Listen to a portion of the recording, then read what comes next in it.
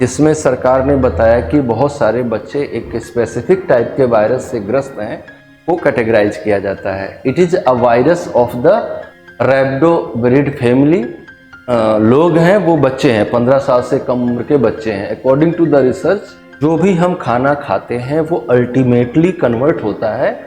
Helens law क्या कहता है कि स्वतंत्र रूप से बहता हुआ कोई जल या वायु राशि, the national quantum mission will concentrate on the development of high sensitivity questions about the passage of the finance act 2017 as money bill.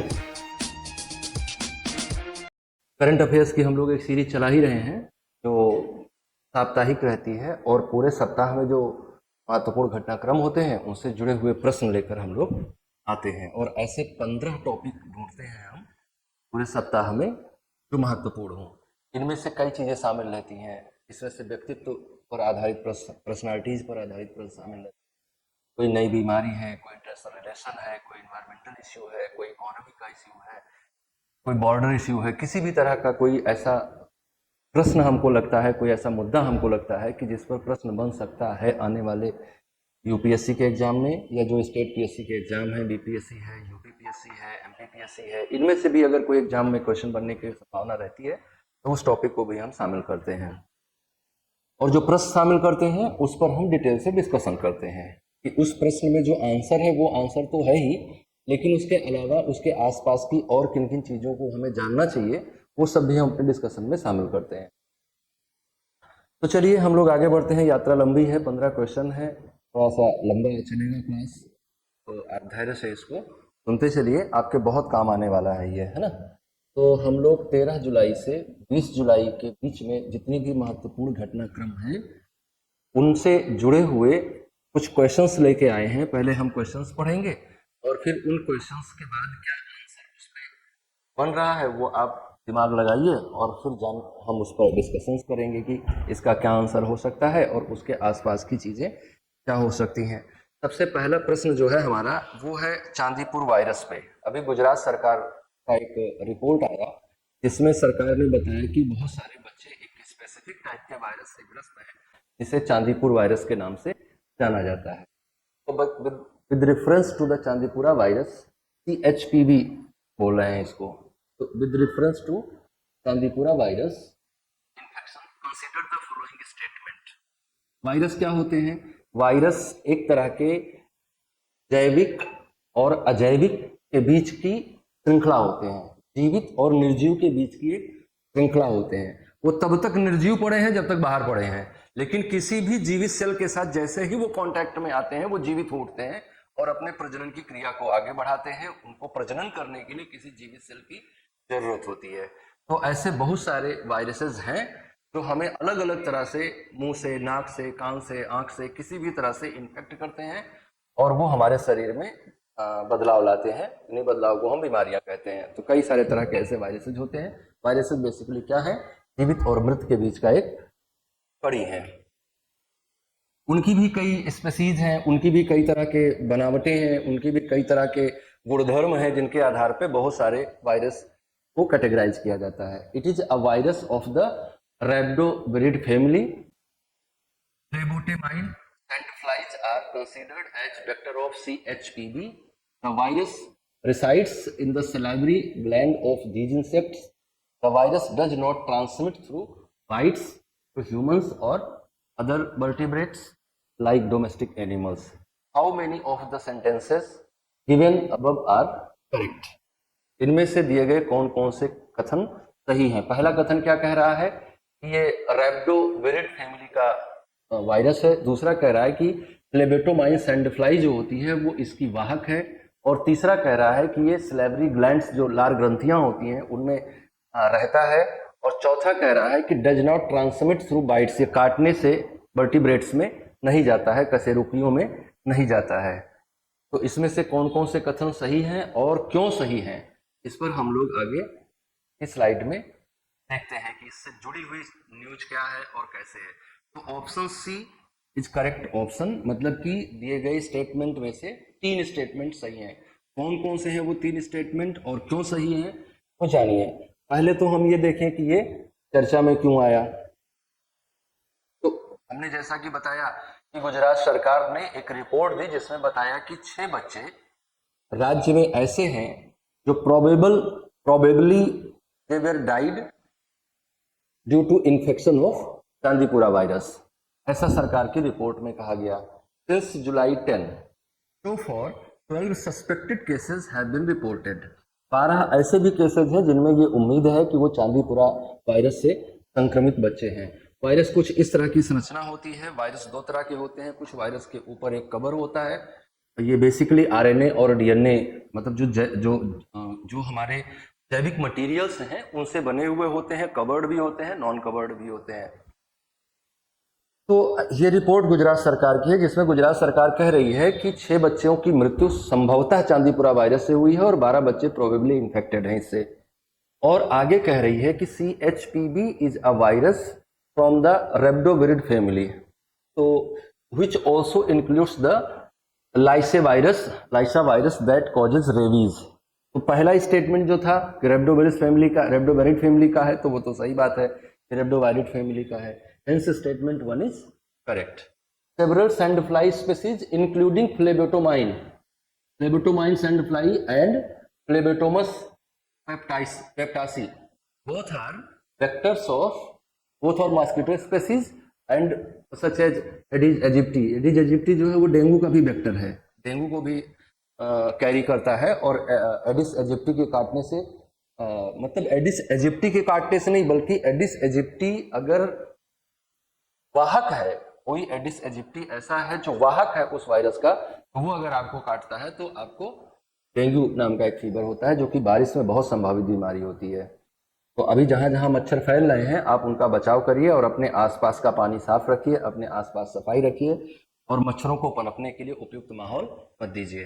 तो उस तरह से देखा जाए तो statement 2 is also correct, statement 2 भी सही है ना। अब हम अगले स्टेटमेंट पे चलते हैं कि वो क्यों सही है। स्टेटमेंट नेक्स्ट पे चलते हैं। आगे ये कह रहा है the virus lives in the salivary gland of these insects. ये तीसरा स्टेटमेंट था। तीसरा स्टेटमेंट क्या था कि virus lives in the salivary gland जो लार ग्रंथियां हैं उनमें ये रहता है of these insects and can be transmitted to humans और other vertebrates such as domestic animal by a bite. तो hence statement 3 is correct and statement 4 is not correct. Statement 3 क्या कह रहा था कि सलेवरी ग्लैंड्स में रहते हैं, तो सलेवरी ग्लैंड्स में रहते हैं, ये स्टेटमेंट सही है। लेकिन स्टेटमेंट 4 क्या कह रहा था कि ये जो है वर्टिब्रेट्स में ट्रांसमिट नहीं होते हैं काटे जाने पर, जबकि ऐसा नहीं है। ये मॉस्किटो बाइट से ये ट्रांसमिट हो जाते हैं, इसलिए स्टेटमेंट 4 करेक्ट नहीं है। तो the virus infection can then spread to the central nervous system resulting in encephalitis which is inflammation on the brain's active structures। encephalitis एक तरह से मस्तिष्क ज्वर है, समझ लीजिए। encephalitis को हिंदी में आप मस्तिष्क ज्वर कह सकते हैं।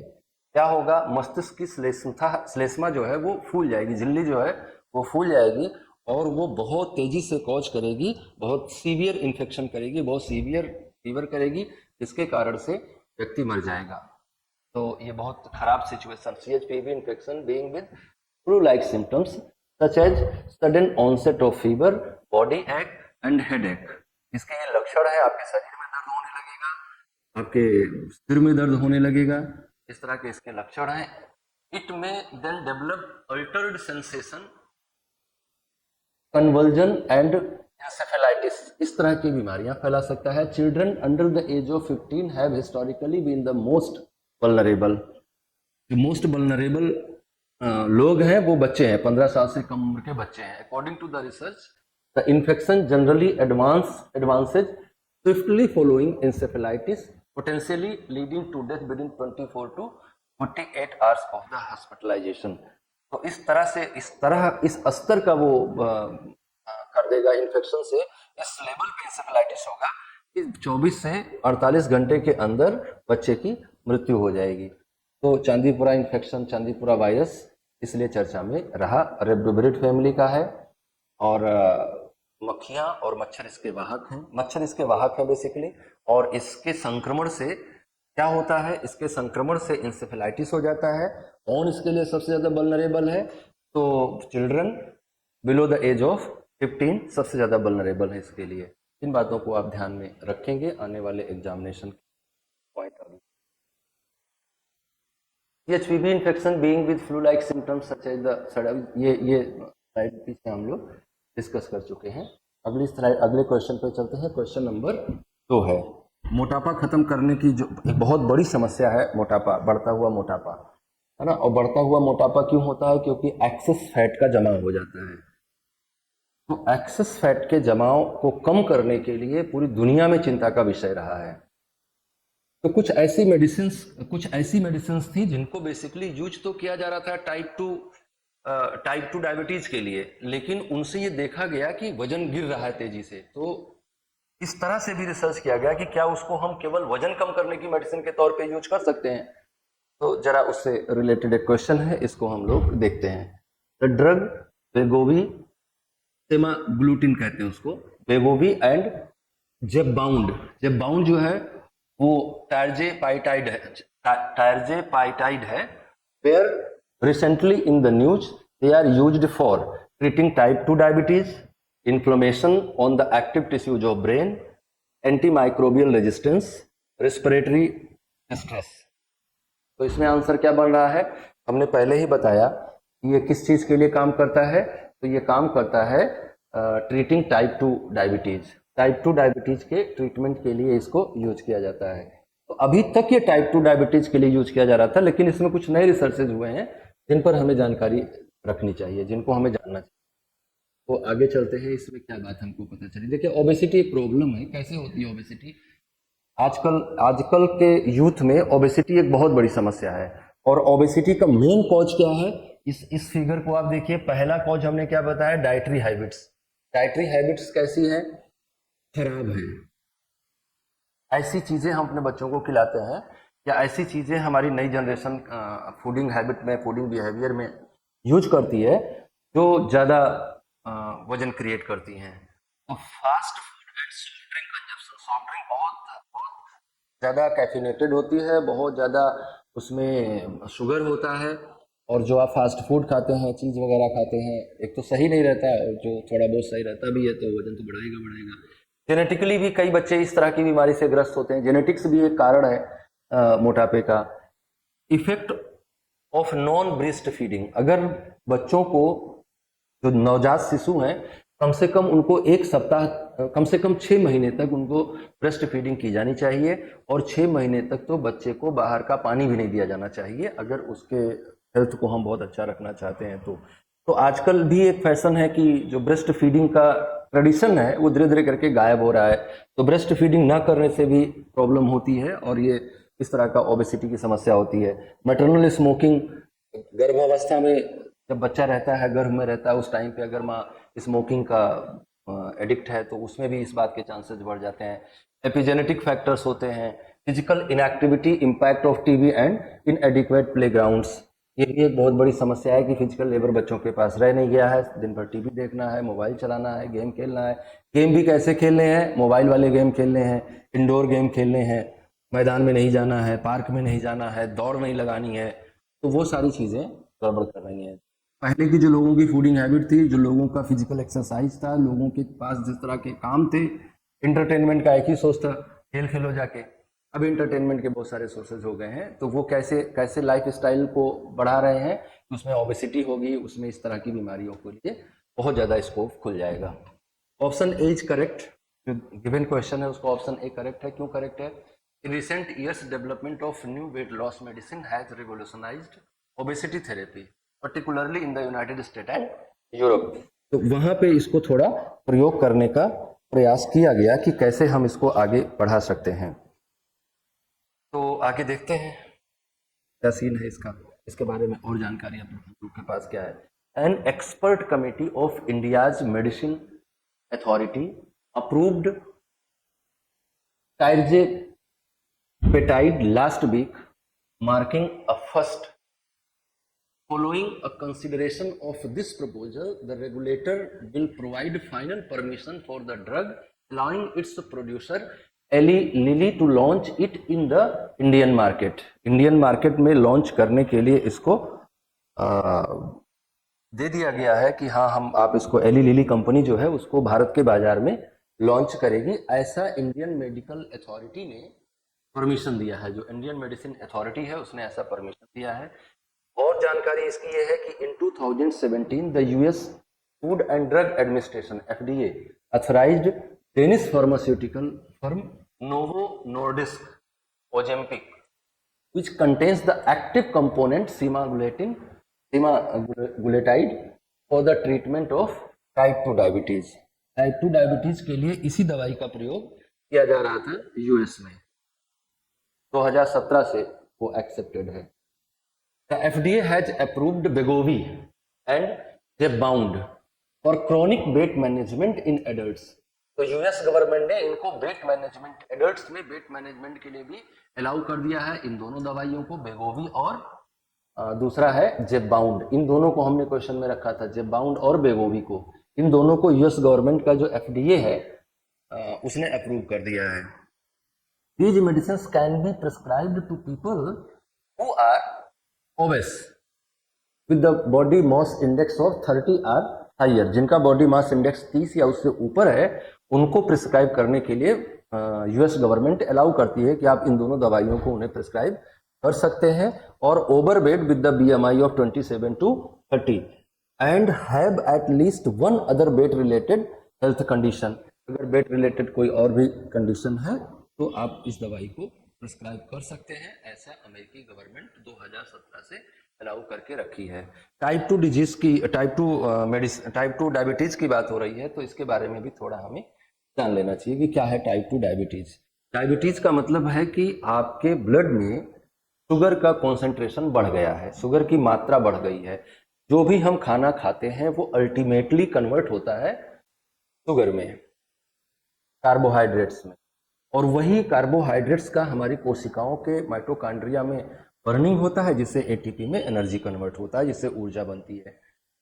अगर हम पूरे ग्लूकोज को कंज्यूम नहीं कर पाते हैं या ग्लूकोज को संतुलित रखने के लिए जो हमारा इंसुलिन हार्मोन है अगर वो सही से काम नहीं करता है तो हम क्या होता है कि हमारे शरीर में इंसुलिन, हमारे शरीर में ग्लूकोज की मात्रा, हमारे खून में ग्लूकोज की मात्रा बढ़ जाती है। जितना डेसीलीटर पे उसका रेशियो होना चाहिए उससे बढ़ गया, इसी कंडीशन को आप क्या कहते हैं कि आपको मधुमेह हो गया है, आपको डायबिटीज हो गया है, बड़ी बीमारी है, थोड़ा बच के रहना चाहिए।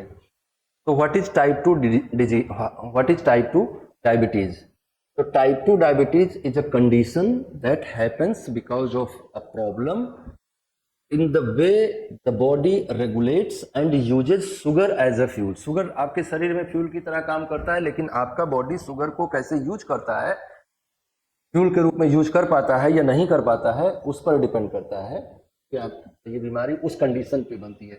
That sugar also is called glucose. This long term condition results in too much sugar circulating in the blood. आपकी जरूरत से ज्यादा है। Eventually high blood sugar levels can lead to disorders of the circulatory, nervous, immune system. इन सबको high blood sugar level cause करता है। There are no cure for type 2 diabetes. हालांकि बहुत सारे आजकल नए ऐड आते हैं और डायबिटीज रिवर्सल का बात करते हैं कि हम डायबिटीज को फिर से रिवर्स कर देंगे, लेकिन देयर इज नो रिवर्सल। आपको उस ग्लूकोज को नष्ट करना ही होगा। तो वो रास्ता क्या है? एक्सरसाइज करिए, आप चलाइए उसको, ज्यादा से ज्यादा कंजप्शन बढ़ाइए शुगर का। Losing weight, eating well and exercising can help manage the disease. बाकी इसके लिए कोई पर्टिकुलर डिजीज नहीं है कि आप ये कोई पर्टिकुलर मेडिसिन नहीं है कि आप ये दवाई खाएंगे और आपका डायबिटीज सही हो जाएगा। If diet and exercise are not enough to control blood sugar, diabetes medication और इंसुलिन थेरेपी में भी रिकमेंडेड। अगर उससे आपका नहीं हो रहा है तो फिर दवाइयां खाइए। अगर आप जो प्री डायबिटिक स्टेज में है तो आप उसको एक्सरसाइज और अपनी डाइटरी हैबिट्स को मेंटेन करके कर सकते हैं, अपने शुगर लेवल को कंट्रोल कर सकते हैं। अगर ऐसा करने से नहीं हो रहा है, तब पर भी आपका शुगर कंट्रोल में नहीं है, जो लिमिट तय की गई है उसमें नहीं है, तो इसका मतलब ये है कि आपको दवाइयां या इंसुलिन थेरेपी में जाना पड़ जाएगा। In type 2 diabetes there are primarily 2 problem. The pancreas, notable point है, पैंक्रियाज किसके लिए रिस्पॉन्सिबल होता है? इंसुलिन, हाँ, pancreas does not produce enough insulin. Insulin क्या है? एक हार्मोन है, और पैंक्रियाज एक ग्लैंड है जो कि इंसुलिन नाम के हार्मोन को जनरेट करती है। A hormone that regulates the movement of sugar into the cell. यही सेल में यही जो है आपके सेल में शुगर को लेके जाता है, और सेल में जाने के बाद सेल में एक पार्ट होता है जिसका नाम माइटोकॉन्ड्रिया होता है, जहां पर उसका दहन होता है, और उसके दहन से एटीपी में एनर्जी बनती है। लेकिन अगर इंसुलिन आपका प्रोडक्शन कम कर रहा है, आपका जो इंसुलिन है उसका प्रोडक्शन कम हो रहा है, तो कम मात्रा में शुगर को वो सेल में ले जाएगा, और कम मात्रा में शुगर को अगर सेल में ले गया तो बाकी बचा हुआ शुगर कहाँ चला जाएगा? ब्लड स्ट्रीम में चला जाएगा, और ब्लड स्ट्रीम में गया हुआ शुगर क्या करेगा? आपके ब्लड में शुगर के परसेंटेज को, आपके ब्लड में ग्लूकोज के परसेंटेज को बढ़ा देगा, और इसी बढ़ी हुई कंडीशन का नाम क्या है? इसी बढ़ी हुई कंडीशन का नाम मधुमेह है, डायबिटीज है। तो इंसुलिन, अच्छा दूसरा समस्या क्या आएगी? जब इंसुलिन सफिशिएंट नहीं होगा और सफिशिएंट मात्रा में ग्लूकोज सेल में नहीं जाएगा, तो एक और समस्या आएगी कि आपको एनर्जी भी कम मिलेगी, क्योंकि वही ग्लूकोज जाके माइटोकॉन्ड्रिया में एनर्जी में कन्वर्ट होता है, तो वो प्रोसेस भी नहीं हो पाएगा। तो ये बहुत जरूरी है कि पर्याप्त मात्रा में इंसुलिन का प्रोडक्शन आपका पैंक्रियाज करे, और ना करे तो फिर दवाई खाइए। Type 2 diabetes used to be known as adult onset diabetes, but both type 1 and type 2 diabetes can begin during childhood also and adulthood. Type 2 is more common in older adults, but the increase in the number of children with the obesity has led to more cases of type 2 diabetes in younger people. जो obesity है ये बहुत cause करती है, बच्चों को भी मधुमेह हो जाता है, टाइप 2 डायबिटीज की समस्या हो जाती है। ओके, तो आपको क्या क्या सावधानियां रखनी हो भी हमने बता दिया। टाइप 2 डायबिटीज क्या है? डायबिटीज बेसिकली शॉर्ट में समझ लीजिए कि डायबिटीज एक ऐसी बीमारी है जिसमें आपका पैंक्रियाज पर्याप्त मात्रा में इंसुलिन को प्रोड्यूस नहीं करता है, और इंसुलिन ही है जो आपके ब्लड स्ट्रीम से शुगर को खींच के सेल्स में ले जाता है, और सेल्स में उनकी बर्निंग होती है जिससे कि एनर्जी मिलती है बॉडी को।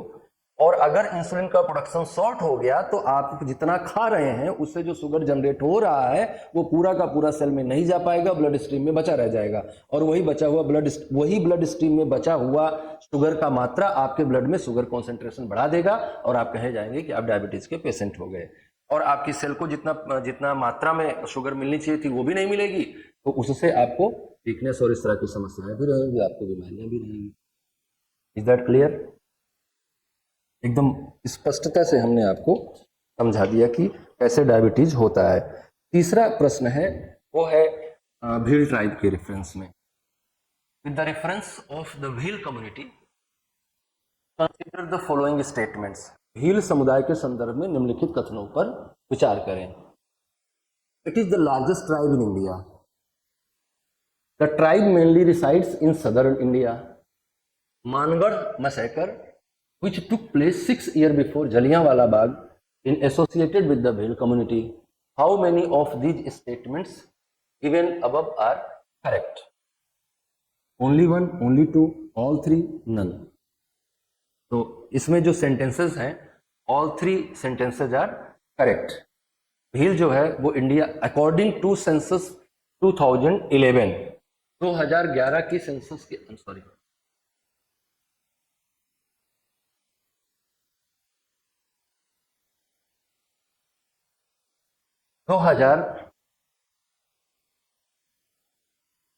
2011 की जनगणना के अनुसार भारत की सबसे बड़ी जो ट्राइबल कम्युनिटी है वो भील है। सबसे बड़ी जनजातीय समुदाय जो है वो भील है, और ये tribe basically resides in, sorry ये सेंटेंस गलत है, These tribes mainly resides in southern India.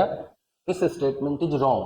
ये बेसिकली कहाँ मिलती हैं आपको? तो मध्य प्रदेश में मिलती हैं, थोड़ा सा महाराष्ट्र में मिलती हैं, और मेन इनका जो रीजन है वो है राजस्थान। तो ये कुछ हिस्से हैं, और थोड़ा बहुत इनके सेटलमेंट नॉर्थ ईस्ट में भी पाए जाते हैं, लेकिन मेनली यही 3 स्टेट है जहां पर भील कम्युनिटी पाई जाती है। तो कौन से? Only 2 statements are correct, sorry है ना, only 2 statements are correct. Mangarh massacre क्या है उस पर भी हम आगे चर्चा करेंगे, और भील कम्युनिटी पर हमने क्वेश्चन क्यों बनाया ये भी आप जानेंगे। तो पहली बात यह है कि a large number of people from the Bhil tribe recently gathered in at a rally in Rajasthan Mangarh धाम।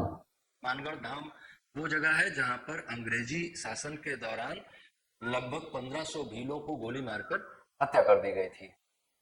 जलियांवाला बाग हत्याकांड हुआ था 1919 में, और मानगढ़ हत्याकांड हुआ था 1913 में। तो क्यों हुआ था, क्या हुआ था, आगे हम देखते हैं। तो Mangarh Dham where Banswara member of parliament Rajkumar Raut again raise the long due demand for an independent Bhil state. ये बहुत पहले से इंडिपेंडेंट भील स्टेट की मांग हो रही है, जिसको अभी फिर से हवा दी गई है। राजस्थान के एक सांसद हैं जिनका नाम है राजकुमार राउत, उन्होंने भील कम्युनिटी के लोगों की एक मीटिंग बुलाई, एक रैली बुलाई, जिसमें उन्होंने अलग भील राज्य की मांग करी। तो क्यों करी और क्या है उसका पूरा हिस्टोरिकल बैकग्राउंड तो समझना होगा हमें। The concept of tribal state encompassing parts of Rajasthan, Madhya Pradesh, Gujarat and Maharashtra. जो भील स्टेट का, भील स्पेशल स्टेट बनने का जो कॉन्सेप्ट है, उसमें कौन कौन से रीजन आएंगे, उसमें कभी आपसे पूछा जा सकता है कि जो डिमांड है सेपरेट भील स्टेट की, तो उसमें कौन कौन से राज्य शामिल होंगे, कौन कौन से राज्यों के क्षेत्र शामिल होंगे। तो 4 राज्यों के क्षेत्र शामिल होंगे, राजस्थान, महाराष्ट्र, गुजरात और Madhya Pradesh. Has been suggested before, जब पहले से जब ये बात चल रही है। भारतीय ट्राइबल पार्टी है and other regional parties have historically advocated for a separate tribal state in eastern India. The BTP was created in Gujarat in 2017 with this topic as a primary focus। जो भारतीय tribal party बनाई गई 2017 में, उसका मौलिक उद्देश्य यही था कि वो इस बात की मांग को आगे बढ़ाए कि अलग ट्राइबल स्टेट दिया जाना चाहिए वेस्ट इंडिया में। आप लोग कमेंट में बताएंगे, आप लोग वीडियो के कमेंट में बताइएगा कि क्या ऐसा किया जाना उचित है, क्या किसी भी ट्राइबल कम्युनिटी के आधार पर या किसी और आधार पर, कोई किसी भी कल्चरल बेसिस पर अगर किसी अलग स्टेट की डिमांड होती है तो क्या ऐसे स्टेट बनाए जाने चाहिए या नहीं। Bhil is India's largest tribe, hence statement 1 is correct. सबसे बड़ी जनजाति है। The Bhil are one of the largest tribal group living in Chhattisgarh, Gujarat, Karnataka, Madhya Pradesh, Maharashtra, Andhra Pradesh and Rajasthan. लेकिन जो 4 स्टेट हैं उनके वो मेजर हैं। The name is derived from word बिल्लू विच मीन्स गो। बिल्लू का मतलब होता है धनुष, और ये बहुत एक्सपर्ट धनुर्धर होते हैं, आर्कर होते हैं, बहुत एक्सपर्ट होते हैं धनुष चलाने में। Excellent archers coupled with deep knowledge about their local geography, और बहुत अच्छे से अपने जंगली क्षेत्र के बारे में जानकारी रखते हैं और बहुत एक्सपर्ट आर्कर होते हैं। खेती भी करते हैं, खेती करने में भी ठीक होते हैं। Traditionally expert in guerrilla warfare, most of them today are farmers and agricultural labours. भीलों ने ही महाराणा प्रताप को साथ दिया, भीलों ने ही महाराणा प्रताप का साथ दिया था जब उनको अपना महल छोड़कर उनको भागना पड़ा था अकबर के साथ युद्ध के दौरान। तो भील ट्राइबल्स ने उनका बहुत सपोर्ट किया था। बहुत अच्छे धनुर्धर होते हैं, अच्छे लड़ाके होते हैं, बहादुर योद्धा होते हैं। लेकिन चूंकि वो मेडिवल पीरियड में उस तरह का कॉन्सेप्ट था, अभी तो है नहीं कि आर्करी से कोई अपना जीविका चला सके। तो आर्करी से अपनी जीविका ना चला के क्या कर रहे हैं, तो most of them are farmers and agricultural labours. खेती है नहीं, थोड़े बहुत फार्मर्स हैं, और जिनके पास जमीनें नहीं है वो एग्रीकल्चरल लेबर्स के तौर पे काम कर रहे हैं। But they are demanding new state, separate state. ये थोड़ा गलत बात है। They are also skilled sculptors. Bhil art मूर्तियां बनाते हैं। Bhil are traditionally medical specialist, उडवा या समन कहते हैं उनको, दवाइयाँ, जंगली दवाइयों के बारे में जानते हैं। Varkey traditional birth attendant, वैदू herbalist होता है, वनस्पतियों के बारे में जानता है। एंड वैदू बोन सेटर, जो हाड़ वैदू बोलते हैं उसको, हड्डी वड्डी टूट जाए तो बनाता है। With the some communities having male mind vibes. Bhil women wear traditionally saris, while men are dressed in long frock and pajama. Women put on heavy ornaments made of silver, brass, along with the rosaries of beads and silver coins and earrings. बहुत सारा पहने रहती हैं, बहुत सारा गहना पहनती हैं, हालांकि उनके गहने बहुत महंगे नहीं होते। The Bhil tribal communities primarily concentrated in Rajasthan, वो हमने आपको बताया कि western Madhya Pradesh, Gujarat and northern Maharashtra, ये इनका मेन कॉन्सेंट्रेशन है। Some families have gone to other states such as Tripura to work in tea states, hence statement two is not correct. वो जो पीछे की बात है हम उसके क्वेश्चन की बात कर रहे हैं। The Bhil tribe is divided into 4 primary groups, Bhil Garasia, Vasava Bhils, Pawra Bhil और तड़ाई भील। ये चार भीलों की कैटेगरी है, 4 ग्रुप है भीलों के, ट्राइबल ग्रुप है। अब आते हैं कि मानगढ़ मैसेकर क्या था। मानगढ़ मैसेकर क्या था? हमने बताया कि मानगढ़ में बहुत सारे भीलों को कॉलोनियल गवर्नमेंट ने मारा था, इसी को भील मैसेकर कहा जाता है। जैसे जलियांवाला बाग मैसेकर है कि जलियांवाला बाग में कॉलोनियल गवर्नमेंट के ऑर्डर पे बहुत सारे लोगों को गोलियों से मार दिया गया था, ऐसे ही 1500 लोगों को यहाँ भी मारा गया। लेकिन क्या हुआ, क्यों मारा गया, उस पर थोड़ी जानकारी हम लोगों को इकट्ठी करनी। So the Mangarh massacre, which occurred 6 years before Jallianwala Bagh, is frequently referred to as the आदिवासी हत्याकांड या आदिवासी जलियांवाला, आदिवासी जलियांवाला कहा जाता है उसको। The Bhils, a tribal community, faced great troubles at the hands of rulers of the princely state and the British. जो राजस्थान का क्षेत्र है वो ज्यादातर हिस्सा प्रिंसली स्टेट्स में आता था। जैसे जब भारत पे कॉलोनियल गवर्नमेंट काम कर रही थी तो 3 तरह के स्टेट्स थे। वो थे जिनको ब्रिटिश इंडिया प्रोविंसेस कहा जाता था, वो थे जिनको कमिश्नरी प्रोविंसेस कहा जाता था, और तीसरे थे जिनको नेटिव स्टेट्स कहा जाता था या प्रिंसली स्टेट्स कहा जाता था। प्रिंसली स्टेट्स पे भारत के राजाओं द्वारा शासन किया जाता था और बाकी इन दोनों पर ब्रिटिश गवर्नमेंट शासन करती थी। बस दोनों में थोड़ा सा अंतर था। ये समझ लीजिए कि जो कमिश्नरी प्रोविंसेस हैं आज के टाइम पे इनको आप क्या कह सकते हैं, आज के टाइम पे आप इनको कह सकते हैं कि ये यूटीज हैं, और ये जो होते थे इनके पास अपनी विधानसभाएं भी होती थी। तो नेटिव स्टेट्स के अधीन आता था, ये राजस्थान का क्षेत्र ज्यादातर नेटिव स्टेट्स के अंतर्गत आता था। तो इस कारण से प्रिंसियली स्टेट्स एंड ब्रिटिश दोनों की पॉलिसीज के कारण से भील का बहुत ज्यादा शोषण हो रहा था। By the end of 20th century Bhils living in Rajasthan and Gujarat became bonded labour. 20वीं शताब्दी के अंत तक इन सबको बंधुआ मजदूर बना दिया, ज्यादातर बंधुआ मजदूर हो गए। The Great Famine in 1900 across the Deccan and Bombay Presidency, which killed over 6 lakh people, only made the situation worse for the Bhils.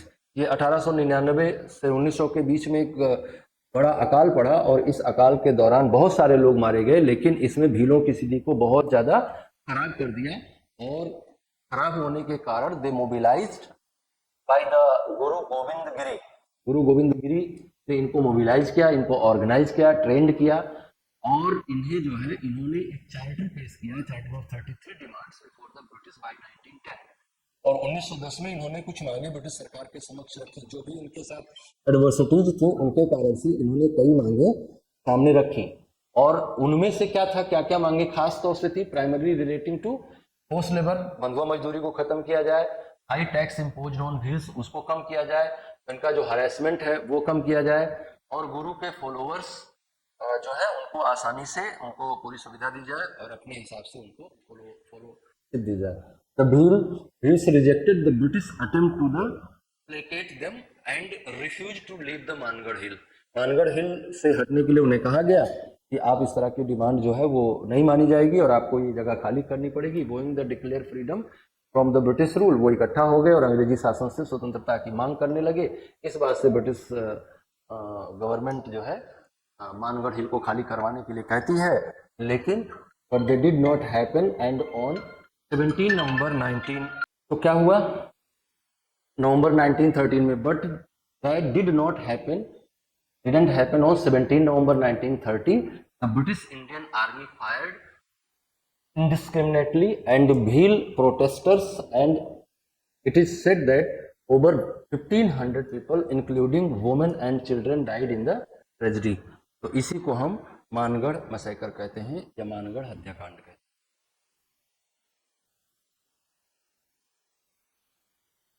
Question number 4.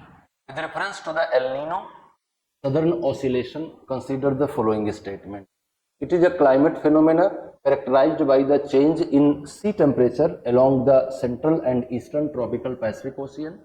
It can alter and interfere with the global atmospheric circulations. It does not have any neutral phase. It occurs regularly every third year. Which of these statements given above are correct? तो इनमें से कौन सा statement सही है? 1 2 3 and 4 only, 1 and 2 only, 1 3 and 4 only, 1 2 3 and 4. देखते हैं कि इसका आंसर क्या है। तो option B is correct answer, जिसमें क्या कहा गया था ऑप्शन बी में कि ओनली 1 and 2 इज करेक्ट। क्यों है ऐसा, थोड़ा जानते हैं इसके बारे में।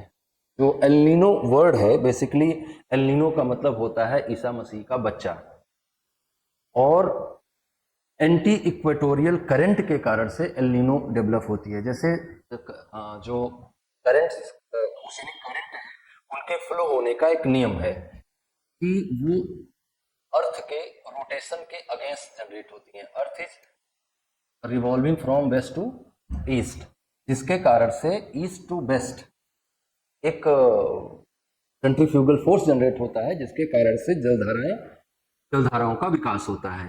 ये जलधाराएं सभी इक्वेटर पे इधर भी और इधर भी चलती हैं। अगर यहाँ पर ये कोई लैंडफॉर्म पाती हैं तो इससे टकराने के बाद फेरेल्स लॉ के अनुसार अपने राइट हैंड पर टर्न हो जाती हैं। और राइट हैंड पर नॉर्दर्न हेमिस्फीयर में फेरेल्स लॉ क्या कहता है?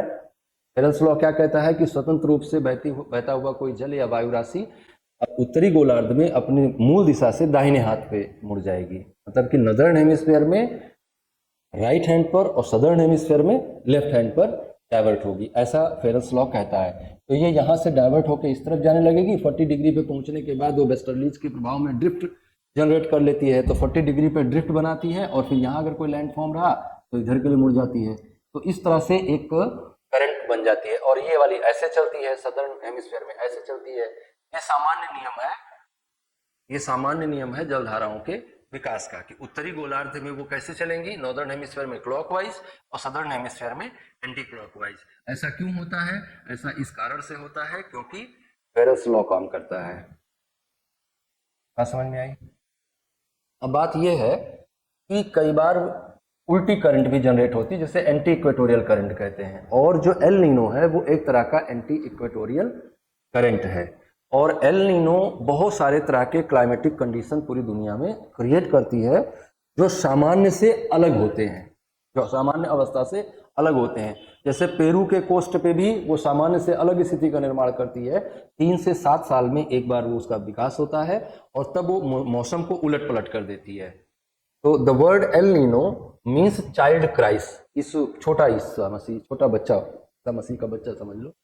Because this current appears around Christmas, लगभग 25 दिसंबर के आसपास वो पेरू के कोस्ट पे रहती है। तो El Nino is a complex weather system that generally appears once every 3 to 7 year. 3 से 7 साल में एक बार ऐसा होता है कि एंटी इक्वेटोरियल करंट को घुमा देती है, और जिसके कारण से वो एल नीनो या सदर्न ऑसिलेशन का जन्म होता है। और वो सदर्न ऑसिलेशन या एल नीनो जो है वो कैसे इम्पैक्ट क्रिएट करता है पूरे सिस्टम पर, वो जानना जरूरी है। It can alter and interfere with the global atmospheric circulation, which in turn influences the weather worldwide. Hence statement is correct, पीछे आप जानते ही हैं। तो ये क्या है, इस तरह से मैंने कहा ना पूरे ग्लोब के जलवायु को प्रभावित करती है। तो El Nino and southern oscillation, ENSO, उसको कलेक्टिवली इंसो बोलते हैं। तो El Nino and southern oscillation has 3 phases, warm El Nino, cool La Nino and neutral phase. जबकि पीछे वाले स्टेटमेंट में कहा गया है कि there is no any neutral phase. तो न्यूट्रल फेज भी इसमें रहता है, गर्म है तो एल नीनो, ठंडी है तो ला नीना, और ये जो है न्यूट्रल भी होती है। Hence statement 3 is not correct. It occurs in irregular cycle of 2 to 7 years, hence statement 4 is not correct. इसके बारे में ये पूरा कॉन्सेप्ट है। During the neutral phase, the eastern side of Pacific Ocean near the northwest coast of South America is cooler than the western side between the Philippines and Indonesia. This is due to predominant wind pattern that blow from east to west, carrying warmer surface waters toward the Indonesia coastline. The somewhat cooler water from below rises to replace the displaced water. और ये क्या करेगा, ये आपके मौसमी दशाओं में बहुत गहरे बदलाव निर्मित कर देगा, है ना। जहाँ पे जहाँ जहाँ पहले, जैसे मान लीजिए कि हम इंडियन ओशियन की बात करें, तो इंडियन ओशियन में एल नीनो का क्या इफेक्ट होगा। इंडियन ओशियन में एल नीनो आएगा तो इंडियन ओशियन में एल नीनो पहुंचेगा कब, पहुंचेगा वो जून के महीने में। और जून के महीने में जो सूरज की स्थिति होती है, जो आईटीसी जेड होता है, वो भारत के आंतरिक हिस्सों में होता है, भारत के मैदानी हिस्सों में होता है। और भारत के मैदानी हिस्सों में आईटीसी जेड होने के कारण से भारत के मैदानी हिस्सों का तापमान ज्यादा, वायु दाब कम होता है। और सेम टाइम पे अगर इंडियन ओशियन में भी लो प्रेशर क्रिएट हो गया, जबकि सामान्यतया जून के महीने में इंडियन ओशियन में प्रेशर कैसा रहेगा, हाई प्रेशर रहेगा, और भारत के मैदानी हिस्सों में प्रेशर कैसा रहेगा, लो रहेगा, जिसके कारण से हाई से लो की ओर विंड सर्कुलेशन होगा और मानसून का विकास होगा। लेकिन अगर ऐसा नहीं हुआ, किसी कारण से भी अगर इंडियन ओशियन गर्म रहा उस टाइम पे, तो वो फिर भारत में मानसून के प्रभाव को कमजोर कर देगा। तो एल नीनो वाले साल में कमजोर, ला नीनो वाले साल में ताकतवर रहेगा। अगले क्वेश्चन में आते हैं, consider the following industries, textile, paper, pharmaceutical, steel, food and beverages. How many of the above industries required starch for their production. अपने उत्पादन के लिए इनमें से किन किन इंडस्ट्रीज को स्टार्च की जरूरत होती है, और स्टार्च कहाँ से आता है। तो किस किस को जरूरत होती है, टेक्सटाइल को स्टार्च की जरूरत होती है, पेपर को स्टार्च की जरूरत होती है, फार्मास्यूटिकल्स को होती है, फूड एंड बेवरेजेस को होती है। स्टील में किसी तरह से स्टार्च की जरूरत नहीं पड़ती है। तो क्या है स्टार्च और क्यों उसकी जरूरत पड़ती है, देखते हैं। कुछ इसके बाद इससे जुड़ी हुई कुछ और इन्फॉर्मेशन अपने लिए इकट्ठी कर लेते हैं। The green revolution was primarily about wheat and rice. अब आप सोच रहे हो ग्रीन रिवॉल्यूशन क्यों ले आए, स्टार्च का मामला आया तो ग्रीन रिवॉल्यूशन भी है। India has become self sufficient in not surplus in these two serious grains. मतलब if not surplus in these two cereals, तो हम इसमें तो सरप्लस हैं और इनका एक्सपोर्ट भी करते हैं। इन these to serial grains thanks to high yielding variety developed by the institutions such as the Mexico based CIMMYT International Maize and Wheat Improvement Center and the Indian Agriculture Research Institute IARI in New Delhi, led by the scientists such as Norman Borlaug and MS Swaminathan। तो इन लोगों के प्रयासों से और इन institutions के प्रयासों से green revolution आया। ग्रीन रिवॉल्यूशन अभी तक दुनिया में जितनी भी क्रांतियां हुई हैं उनमें से सबसे महत्वपूर्ण क्रांति है। दुनिया में जितनी भी क्रांतियां होती हैं वो किसी न किसी की हत्या करती हैं, कोई ना कोई सत्ता में परिवर्तन करती हैं। लोगों का पेट भरने के लिए और लोगों को उचित खाद्य उपलब्धता सुनिश्चित करने के लिए दुनिया में जो रिवॉल्यूशन आया उसको हम लोग हरित क्रांति कहते हैं। और हरित क्रांति में इन सबका बहुत महत्वपूर्ण सहयोग रहा और बहुत इंडिया का बहुत ज्यादा बेनिफिट भी मिला। मेज unlike rice and wheat is not very nutritious grain. पुराने जमाने में लोग खाया करते थे, लेकिन जैसे जैसे हमारी जनसंख्या बढ़ी तो न्यूट्रिशन, हमें कैलोरी मान बढ़ाना था, तो हमने उन चीजों को उगाना ज्यादा तेजी से स्टार्ट किया जिनमें कैलोरी का कॉन्सेंट्रेशन ज्यादा था। हमने गेहूं और चावल पर ज्यादा फोकस किया, मक्का और इस तरह की चीजों को हमने थोड़ा ध्यान नहीं दिया, उतना न्यूट्रिशियस नहीं है। Only around a fifth of India's maize production is used for direct human consumption। कुल मक्के का केवल 1/5% ही हम पांचवा हिस्सा ही हम खाने में यूज करते हैं। And estimated 60% is use to feed for poultry birds and cattle. जानवरों को खिला देते हैं या जो चिड़िया पालते हैं, मुर्गी मुर्गा पालते हैं, वो उनको खिला देते हैं। Households consume such maize indirectly through the poultry, egg and or milk। 15 to 15% of India's maize is used for industrial uses। और ये इंडस्ट्रियल यूजेज में कहाँ यूज किया जाएगा, तो हमने बताया कि इससे बहुत सारी चीजें निकाली जाएंगी। मेज grain contains 68 to 72% starch and 1 to 3% additional simple carbohydrates such as sucrose, glucose and fructose। तो 68 से 72% स्टार्च रहता है इसमें। तो ऑब्वियसली इसको हम अलग अलग इंडस्ट्रीज में जहां पे स्टार्च की जरूरत पड़ती है उनमें हम इनका प्रयोग कर सकते हैं। Starch is used in various industries including textile, paper, pharmaceuticals, foods and beverages. Maize evolved as a feed stock for ethanol which is then blended with fuel. इसके लिए भी हम इसको यूज करते हैं। आपके लिए एक होमवर्क है, आप जो है कमेंट बॉक्स में बताइएगा कि मक्का मूलतः कहाँ की फसल है। इज इट फ्रॉम इंडिया या ये बाहर से आई? क्या इसका उत्पादन सबसे पहले भारत में शुरू किया गया या भारत के बाहर से मक्का लाया गया? मक्के की खेती भारत में कब से शुरू की गई, कहाँ से आया, ये सारी बातें आप कमेंट बॉक्स में बताइएगा। चलते हैं हम लोग अगले प्रश्न की ओर। With the reference of elephant endotheliotropic herpes virus, consider the following statements.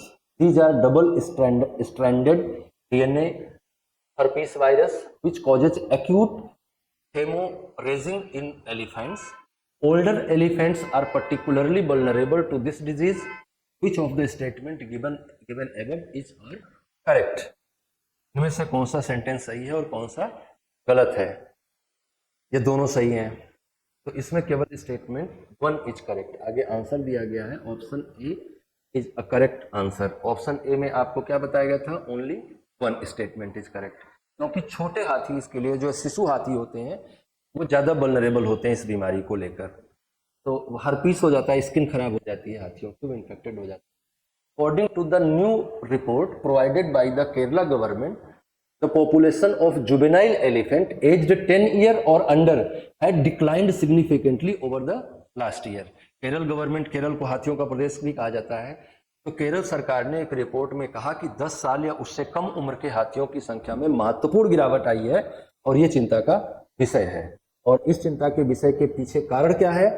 The report titled elephant population estimation in Kerala 2024 was released on Tuesday, July 16. It is an annual survey of Kerala's elephant population.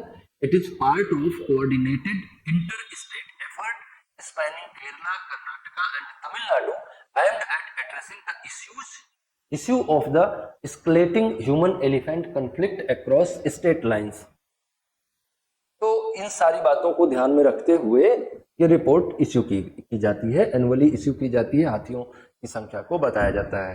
तो Kerala government ने report में क्या कहा कि 10 साल से कम के जो हाथियों के बच्चे हैं उनकी संख्या लगातार कम हो रही है। EEHDs are the type of unique double stranded DNA herpes virus that causes acute hemorrhage in juvenile Asian and African elephants with severe instance resulting in the mortality within 24 hours of the infection. Hence statement 1 is correct. मर जाते हैं हाथी के बच्चे herpes virus के कारण से, और ये बहुत खराब स्थिति निर्मित होती है, और ये थोड़ा इसका समाधान ढूंढा जाना चाहिए। चिंता का विषय है, बायोडाइवर्सिटी बहुत चिंता का विषय है। The disease has coexisted with elephant for millions of years but young elephants are more vulnerable, जबकि उसमें कहा गया कि older elephants are more vulnerable. तो young elephants are more vulnerable because they have lower EHD specific antibody level than older elephants. जब भी हमारे body में कोई वायरस कंटामिनेट करता है या हम किसी भी वायरस के संपर्क में आते हैं, तो उस वायरस को खत्म करने के लिए हमारा शरीर एंटीबॉडी क्रिएट करता है, और एक बार अगर वो एंटीबॉडी बन जाता है तो दोबारा अगर वो वायरस हम पे अटैक करता है तो वो एंटीबॉडी उस वायरस के प्रभाव को खत्म कर देती है, उस वायरस को मार देती है। लेकिन एंटीबॉडी आने के लिए वायरस से कंटामिनेशन होना जरूरी है, लेकिन अगर वो बहुत अर्ली एज में हो गया तो फिर बच नहीं पाएगा। जैसे अभी कोरोना वायरस आया या कोई भी ऐसा वायरस आएगा जो आपको वैक्सीनेशन किया जाता है, जो आपको वैक्सीन दी जाती है। वैक्सीन बेसिकली कोई मेडिसिन नहीं है। वैक्सीन क्या है? कमजोर वायरस आपके शरीर में भेज दिए जाते हैं, और वो कमजोर वायरसेस से लड़ने के प्रोसेस में आपका शरीर एंटीबॉडी क्रिएट कर लेता है, और जब रियल में वायरस अटैक करता है तो एंटीबॉडी उस वायरस को मार गिराता है। तो ये बेसिक कॉन्सेप्ट है। जिन चीजों के वायरस हमने ढूंढ लिए हैं, लगभग सभी चीजों के लिए हमने तमाम तरह के डोजेस बना रखे हैं, उनके एंटी डोजेस बना रखे हैं, वो हमारा एंटीबॉडी। लेकिन वही कोरोना वैक्सीन छोटे बच्चों को क्यों नहीं दी गई? क्योंकि छोटे बच्चों का जो इम्यून सिस्टम है उतना स्ट्रांग नहीं है कि वो उससे लड़ के एंटीबॉडी बना पाता। और आपको भी जब कोरोना वायरस का टीका दिया गया होगा तो आपको भी फीवर आया होगा। तो फीवर क्यों आया? शरीर अपना तापमान बढ़ाता है उस वायरस को मारने के लिए, और उस प्रक्रिया में एंटीबॉडी जनरेट होता है। तो अगर एंटीबॉडी बॉडी में नहीं है तो आप वायरस आप पे अटैक करेगा, और फिर अटैक करेगा तो अटैक ही करेगा। तो calves in large elephant herds benefit from shared immunity which is achieved by exposure to several EEHD strains, allowing them to build antibodies effectively combat the virus. According to the paper, the size of herd is determined by the quality of its habitat. With larger herds, with cars preferring areas with the good mix of grassland, wood and water sources. अच्छा रहेगा, रहने की व्यवस्था अच्छी रहेगी तो सारा चीज़ें अच्छी रहेंगी, इन्फेक्शन कम से कम होगा। अगला जो हम लोगों का प्रश्न है वो नेशनल क्वांटम मिशन पे है। नेशनल क्वांटम मिशन पे हम पीछे के लेक्चर में भी चर्चा कर चुके हैं। Quantum engineering, quantum physics, quantum mission, ये सब क्या है? ये बहुत बहुत माइक्रो लेवल पे, या यूं कह लो कि जो सब एटॉमिक पार्टिकल्स हैं उनसे, उन पर रिसर्च है, सब एटॉमिक पार्टिकल्स पे रिसर्च है। और इनका कहाँ कहाँ प्रयोग किया जाएगा? इनका बहुत सारी जगहों पे प्रयोग किया जाएगा। सुपर कंडक्टर्स बनाए जाएंगे, सुपर कंप्यूटर तो छोटी चीज हो जाएगी, सुपर कंप्यूटर से भी सुपर कंप्यूटर, सुपर से भी ऊपर वाला कंप्यूटर बनेगा, है ना। तो सुपर कंडक्टर बनाए जाएंगे जिससे कंप्यूटर की स्पीड बहुत ज़्यादा हो जाएगी, एआई में उनका बढ़िया यूज हो पाएगा, और कंप्यूटिंग को अभी जिस जिस लेवल पे कंप्यूटिंग को ले जाएगा ये क्वांटम मैकेनिज्म, वो अभी हम लोगों की सोच से भी बाहर है। तो ये बहुत रिवॉल्यूशनरी है। भारत सरकार ने पिछले साल इसको इनागुरेट किया, 6,000 करोड़ रुपए का पैकेज दिया, और नेशनल क्वांटम मिशन जो है वो बहुत इंपॉर्टेंट है। तो इसमें हमने पूछा क्या है? तो national quantum mission will focus on developing what? Magnetometers, atomic clocks, navigation, design and synthesis of superconductors. Select the correct answer using the codes given below. 1, 2 and 4, 1, 2 and 3, 1, 2, 3 and 4 only, 1, 2, 3 and 4 only. तो इनमें से क्या है? Option D is correct, मतलब कि वो इन सारी चीजों को डेवलप करेगा।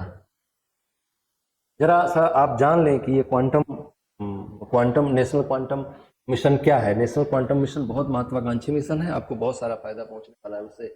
It is a class of technology developed in early 20th century that works by using the principles of quantum mechanics. और क्वांटम मैकेनिक्स क्या है? It is the physics of sub atomic particles. Sub atomic particles क्या है? जो electron, proton, neutron से भी छोटे हैं, वो सब एटॉमिक पार्टिकल है। इलेक्ट्रॉन, न्यूट्रॉन, प्रोटॉन तक आप एटॉमिक कहते हैं, एटम कहते हैं। तो सब एटॉमिक पार्टिकल्स के आधार पर जो भी मैकेनिज्म डेवलप किया जाएगा उसको, including quantum entanglement and quantum superposition. Hence it is based on phenomena exhibited by the microscopic particle like photons, electrons, atoms, etc., which are quite distinct from the way normal microscopic object behave. As behavior of these microscopic particles can't be described by the classical physics. जो अभी तक हमारा physics था, उनके character को, उनके characteristics को, उनके गुणधर्म को नहीं समझ पा रहा है, लेकिन क्वांटम फिजिक्स क्या करेगा? उसको भी समझेगा। Based on Newtonian mechanics, consequently quantum mechanics came into the picture. उसके और ज्यादा अंदर जाने के प्रयास में क्वांटम फिजिक्स सामने आया, क्वांटम मैकेनिक्स सामने आया।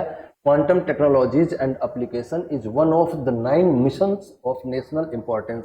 भारत सरकार राष्ट्रीय महत्व के जो 9 मिशन चला रही है उनमें से एक है, being driven by the prime minister's science and technology innovation advisory council. जो PMSTIAC है, prime minister science and technology innovation advisory council है, इसके 9 मिशन है through principal scientific adviser office in order to leverage cutting edge scientific research for India's sustainable development. The areas of focus would be around 4 verticals. 4 चीजों पे ध्यान देंगे: quantum computing and simulation, quantum materials end devices, quantum communications and quantum sensors and metrology.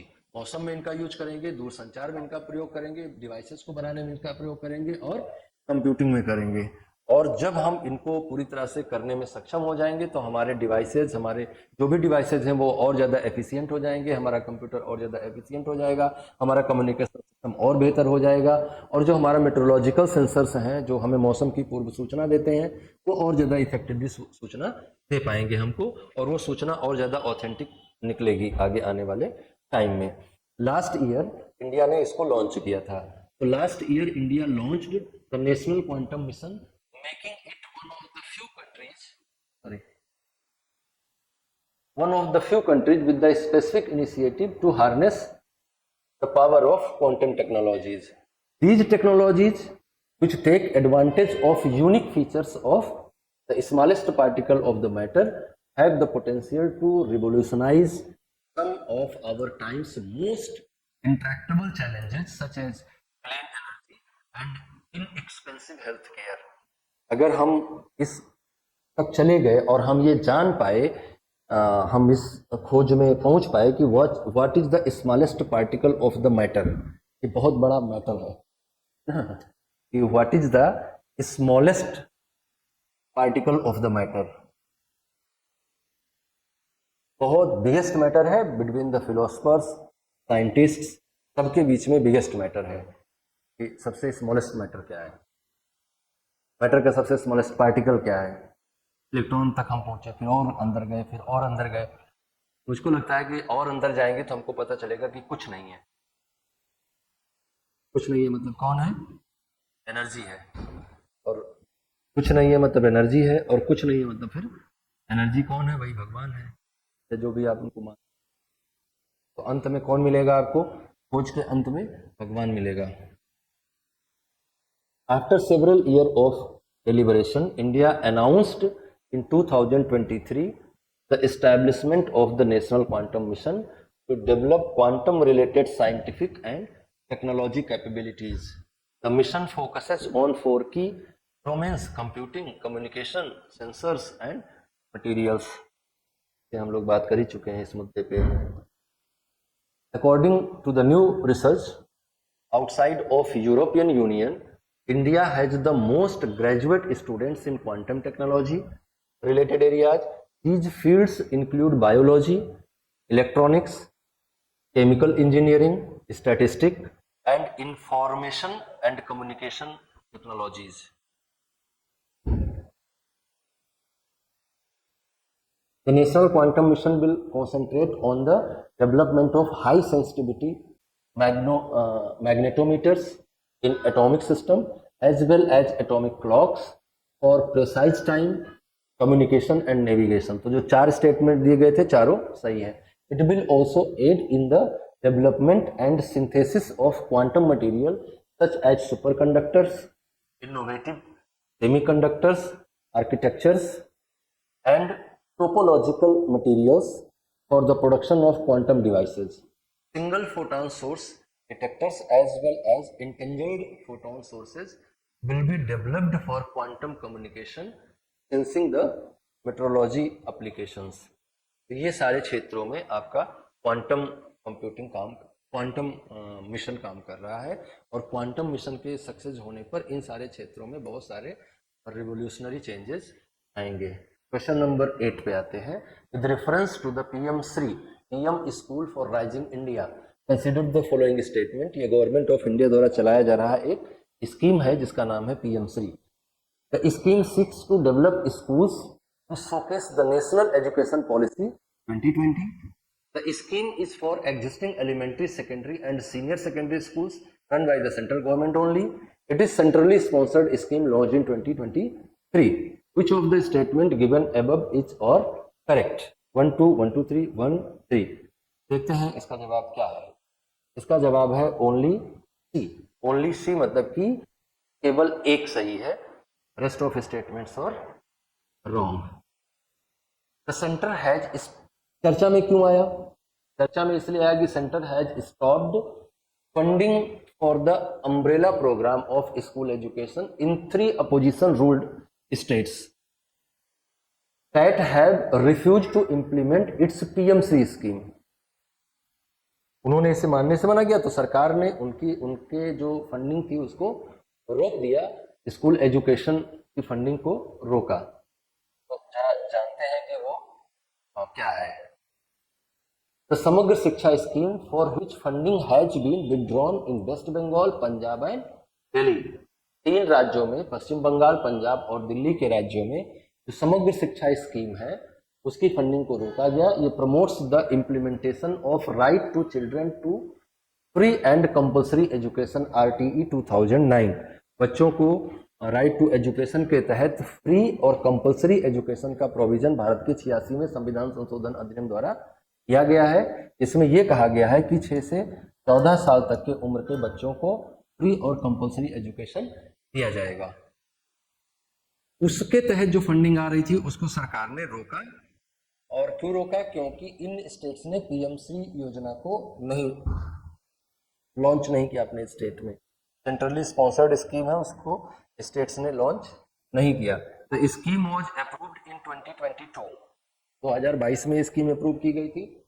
AIIMS to build 14,500 schools that would showcase the national education policy NEP 2020 and serve as exemplars for other schools in their region। अपने क्षेत्र के अन्य स्कूलों के लिए वो एक उदाहरण के रूप में एस्टैब्लिश होंगे।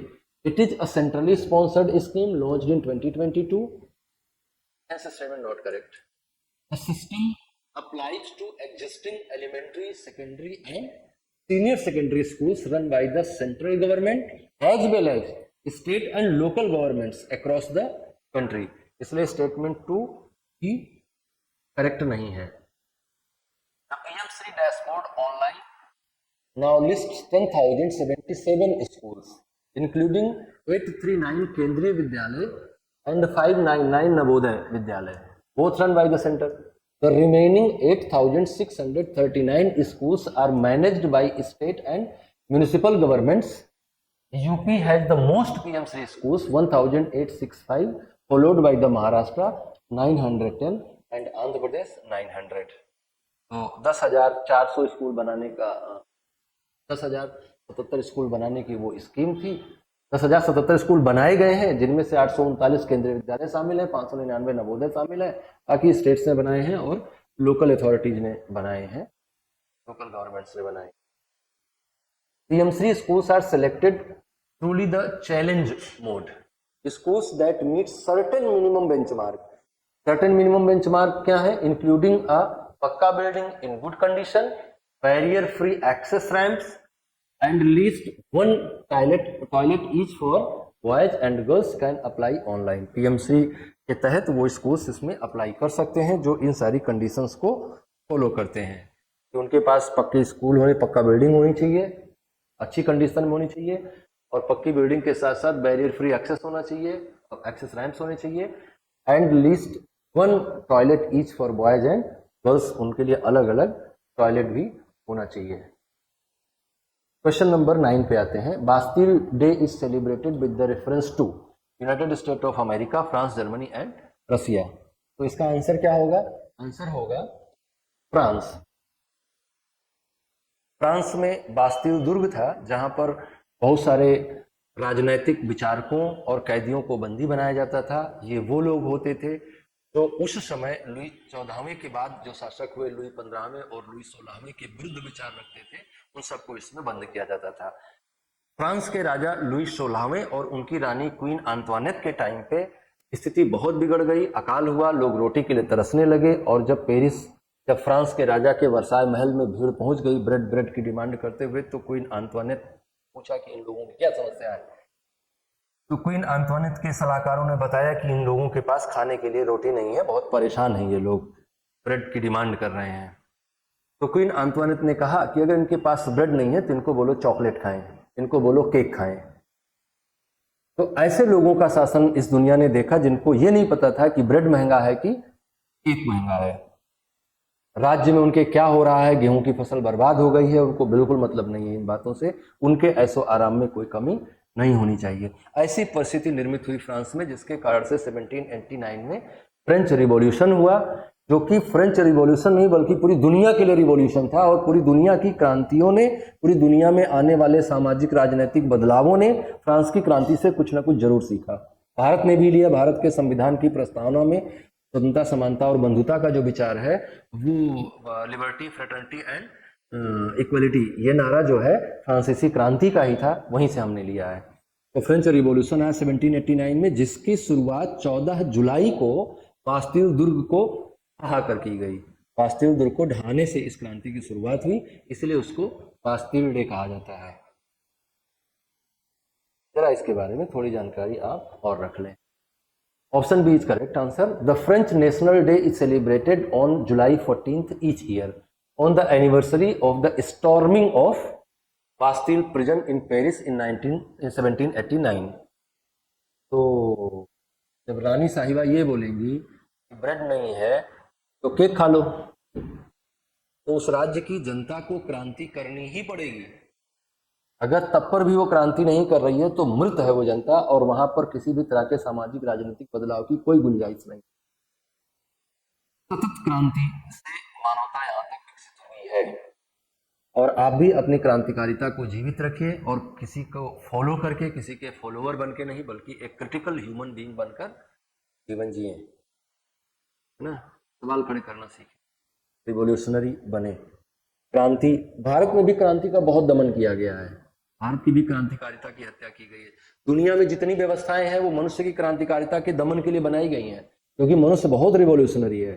तो जितना भी धर्म बनाया गया, जितना भी राजनीतिक व्यवस्था निर्मित की गई, जो सामाजिक नियम बनाए गए, ये सब मनुष्य के उसी क्रांतिकारिता के दमन के लिए बनाए गए, जिसके कारण से वो बहुत सारे बदलाव ला सकता था। लेकिन उसको, इस बदलाव को लाने से कौन रोक रहा है? धर्म रोक रहा है, समाज रोक रहा है, राजनीतिक व्यवस्था रोक रही है, अर्थव्यवस्था रोक रही है, या जो और दूसरी हमने सिस्टम्स बना रखे हैं। इन सबका अंतिम उद्देश्य है क्रांतिकारिता की हत्या कर देना। वो आपके यहाँ भी हो रही है। The ancient regime or the old regime in the retrospective level, given the socio-political system in France that preceded the French Revolution, बहुत खराब था। उसमें जो कमा रहा है वो टैक्स वही भरेगा, जो व्यवस्था चला रहा है वही टैक्स भरेगा, जो मौज कर रहा है वो मौज करता रहेगा। हमारा मुद्दा फ्रेंच रिवॉल्यूशन नहीं है, इस पर किसी और दिन। A series of crop failure and famines in 1770s. A series of crop failure and famines and 1780s pushed the peasantry to the brink. By 1788 even bread had become unaffordable for the vast majority of the people. लोग बोलेंगे कि हमको रोटी दो, जब बोलेंगे रोटी दो हमको, तो सरकार कहेगी कि रोटी नहीं है, तो क्या हुआ, कुछ और खा लो, एक खा लो, तो जनता को क्रांति करनी पड़ेगी। तो समस्या क्या हुई? The king and nobility continued their extravagant life style, मौज का जीवन जी रहे थे जो नोबिलिटीज थे, with king Louis 16th and queen Marie Antoinette viewed as symbols of injustice. These material conditions combined with enlightenment beliefs. enlightenment Europe में हुआ, enlightenment से पहले रेनेसा हुआ। तो रेनेसा ने जो अग्नि पर ज्वलित करी, उसका प्रकाश एनलाइटनमेंट के रूप में पूरे यूरोप में फैला, और उस एनलाइटनमेंट ने बहुत बदलाव किए, मैकेनिकली बहुत बदलाव किए, और पूरी दुनिया के साथ कनेक्शन निर्मित हुआ, और पूरी दुनिया के साथ यूरोप का संपर्क विकसित हुआ। तो जो रेनेसा है, जो एनलाइटनमेंट है, और जो फ्रेंच रिवॉल्यूशन है, ये समझ लीजिए कि एक दूसरे के साथ कनेक्टेड है, एक दूसरे के साथ जुड़े हुए हैं। तो इनलाइटनमेंट बिलीफ्स ने उनको चैलेंज किया कि नहीं, आपको उठना पड़ेगा about democracy and equality, rendered the situation ripe for the revolution.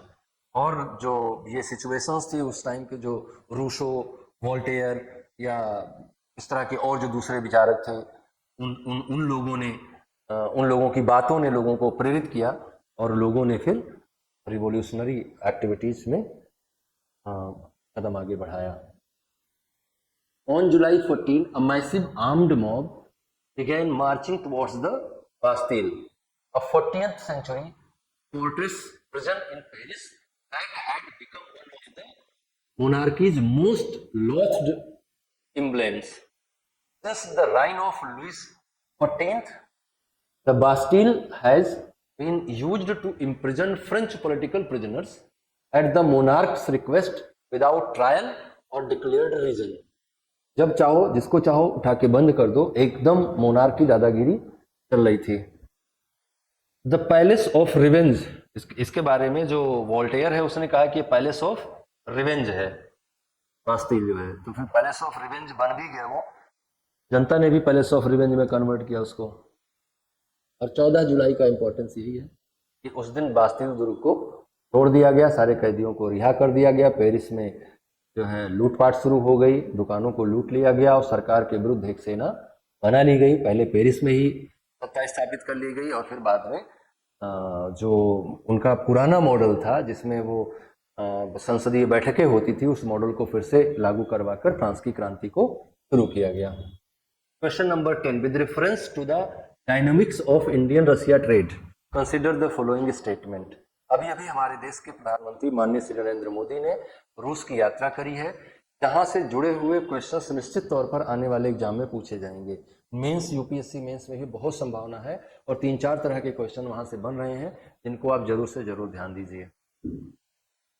India aims to foster bilateral trade with Russia to $100 billion by 2030. Russia has rapidly ascended to become India's top oil supplier. The balance of trade is in the favor of Russia. India supports the yuan as a currency for settling international trade. तो कौन कौन सी बातें सही हैं इसमें, आगे देखते हैं हम लोग। आंसर कह रहा है कि answer A is correct. Answer A is correct का मतलब कि 1, 2 एंड 3 है।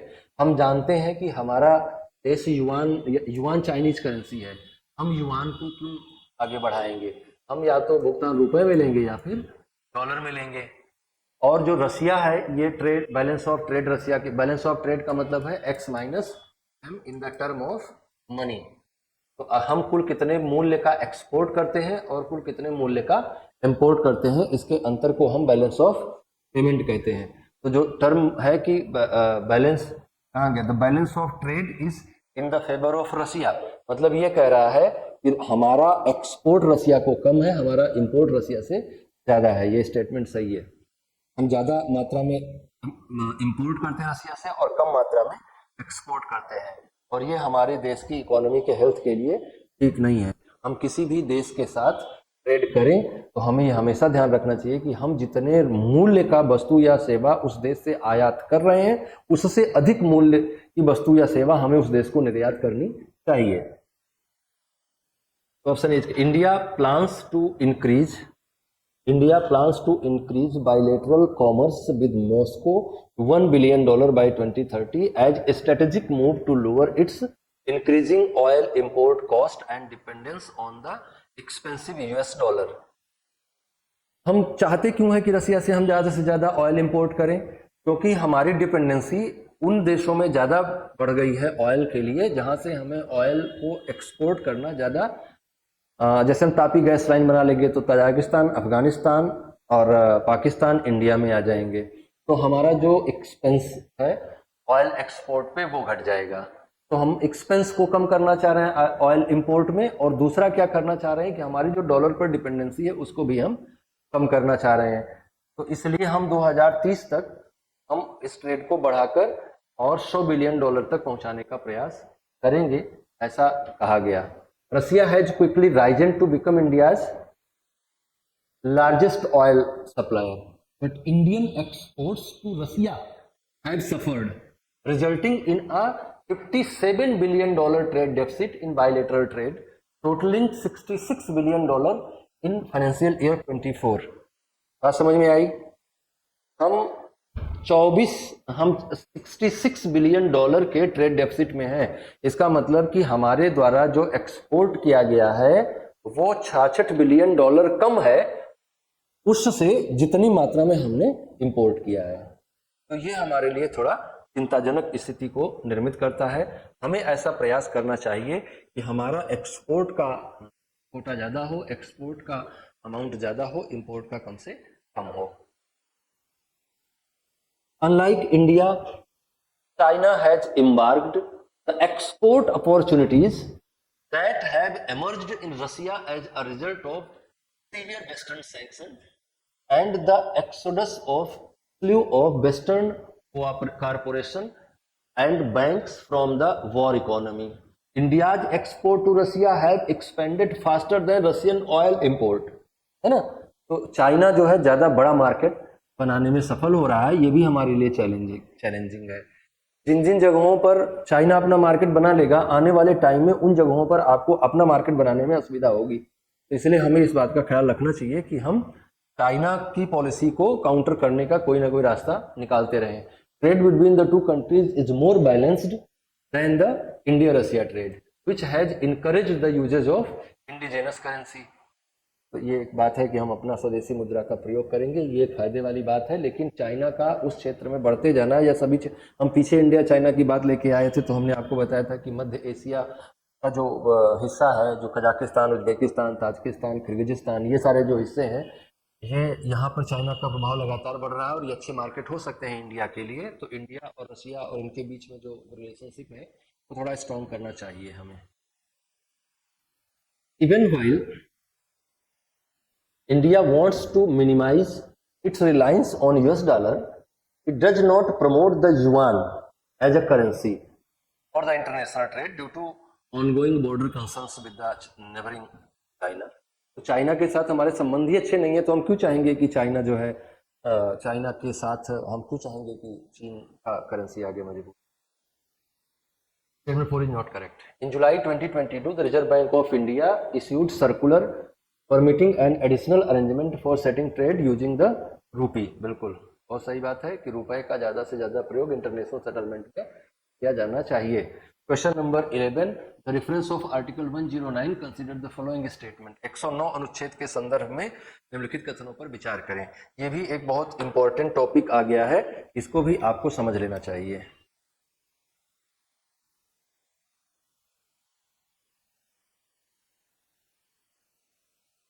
क्या है मामला समझिए।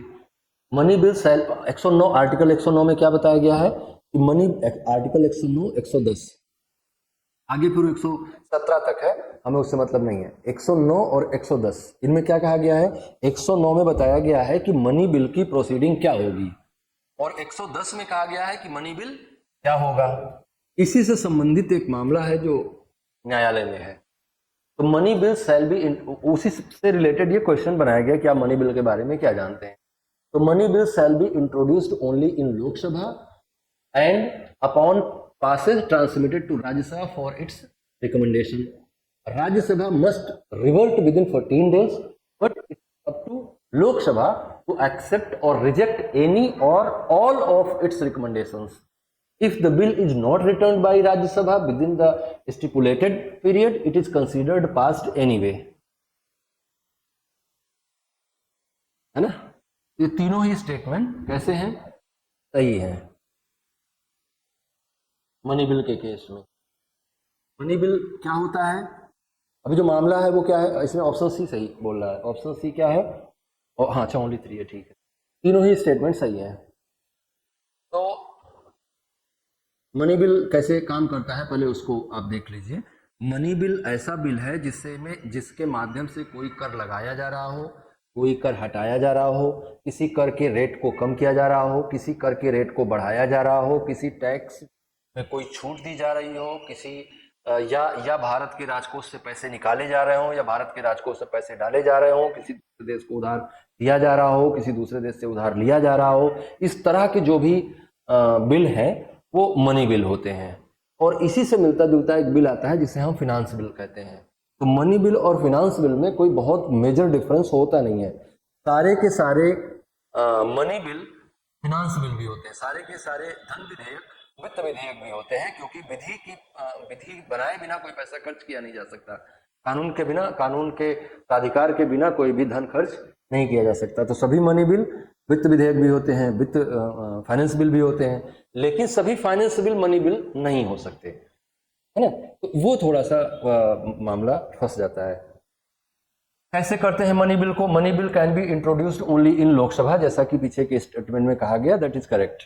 तो introduction of the bill, publication in gazette, first reading of the bill मतलब कि पार्लियामेंट में पढ़ दिया गया, फिर वो सेलेक्ट कमेटी को सौंपा जाता है जैसा कि सभी कानूनों में होता है। सेलेक्ट कमेटी के रिकमेंडेशंस जो भी हैं उनको माना गया नहीं माना गया करके वो फिर सेकंड रीडिंग के लिए जाता है। सेकंड रीडिंग के बाद थर्ड रीडिंग में वोटिंग होती है और वोटिंग होने के बाद वो बिल को पास मान लिया जाएगा, क्योंकि मनी बिल है तो सरकार द्वारा ही रखा गया होगा और सरकार द्वारा रखा गया बिल पार्लियामेंट में लोकसभा में पास हो ही जाएगा। सरकार रखेगी, लोकसभा में रखेगी, पक्का है पास हो जाएगा। और यहाँ से थर्ड रीडिंग के बाद ये कहाँ चला जाएगा, दूसरे हाउस में चला जाएगा। दूसरा हाउस इसके में बताया गया कि 14 दिन के लिए उसके पास टाइम होता है, 14 दिन के भीतर अपने रिकमेंडेशन भेज सकता है, लेकिन ऐसी किसी भी रिकमेंडेशन को मानने के लिए वो बाध्य नहीं होगा। और फिर प्रेसिडेंट असेंट के लिए भेज दिया जाएगा और प्रेसिडेंट असेंट के बाद it will be act, law बन जाएगा, कानून बन जाएगा। तो ये प्रोसेस फॉलो किया जाता है मनी बिल के लिए। अब मनी बिल पीछे जो स्टेटमेंट दिए गए थे वो सही है। अब बात यह है कि हम चर्चा में क्यों ले आए इसको।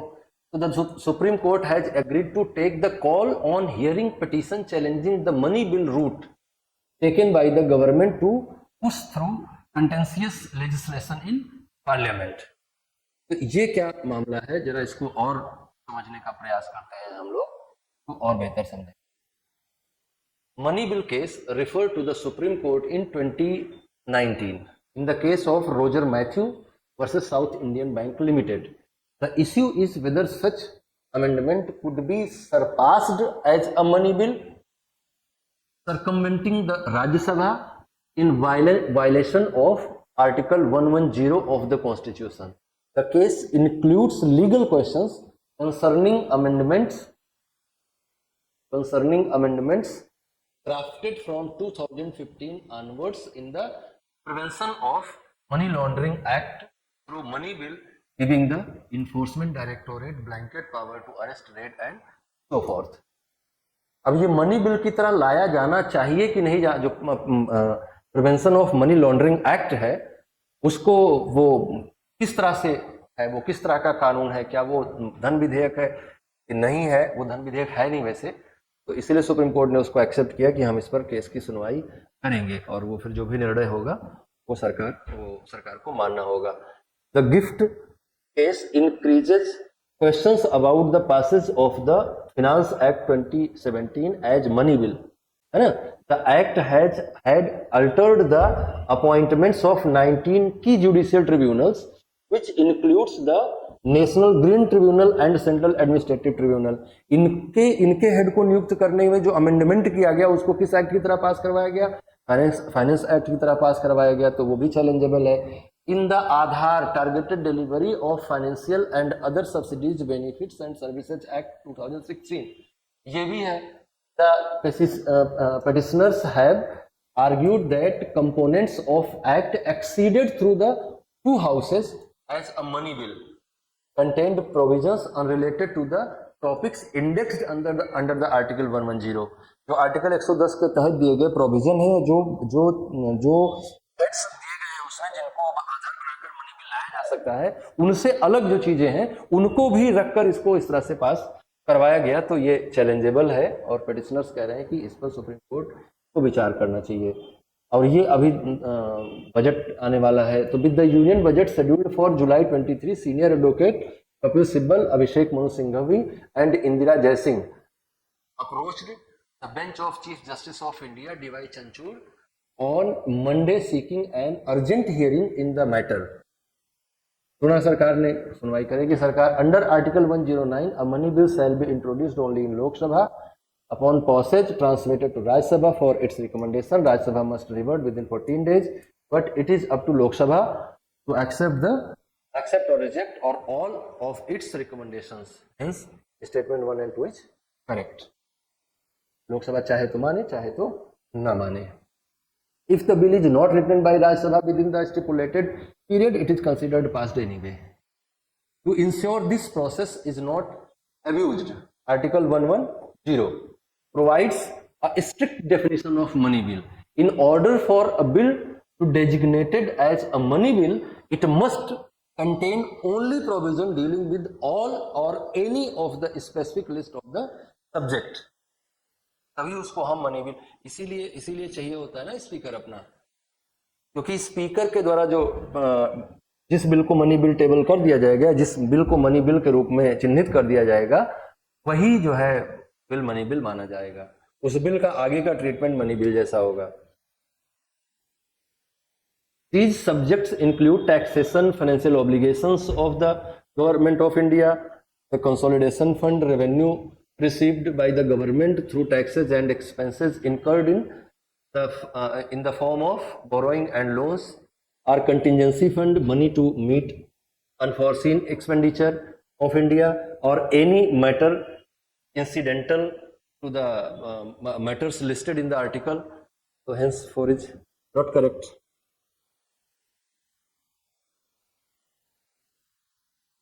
अब बात आती है क्वेश्चन नंबर 12 की। मानस recently seen in news is related to which of the following organization? National Crime Record Bureau, Narcotics Control Bureau, National Human Rights Commission, Intelligence Bureau। इसका आंसर होगा नारकोटिक्स कंट्रोल ब्यूरो। आगे देखते हैं इसका answer क्या है और क्यों है।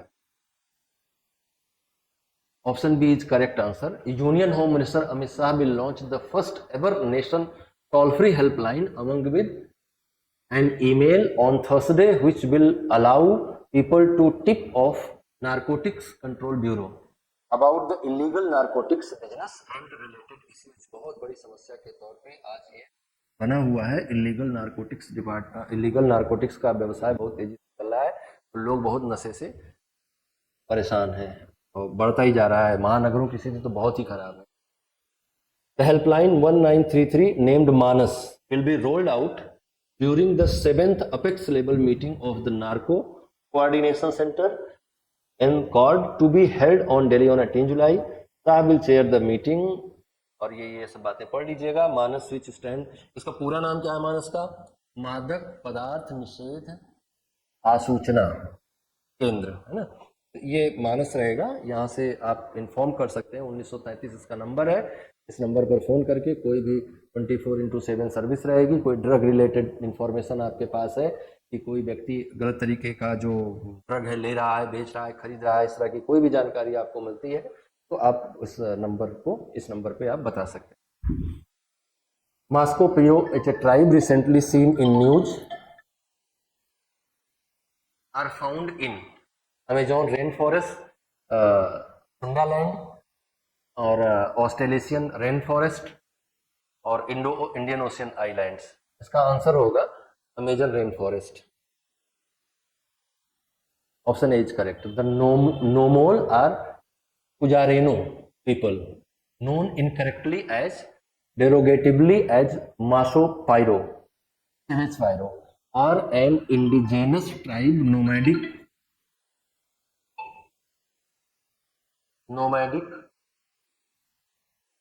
hunter-gatherers who inhabits the remote regions of the Amazon rainforest.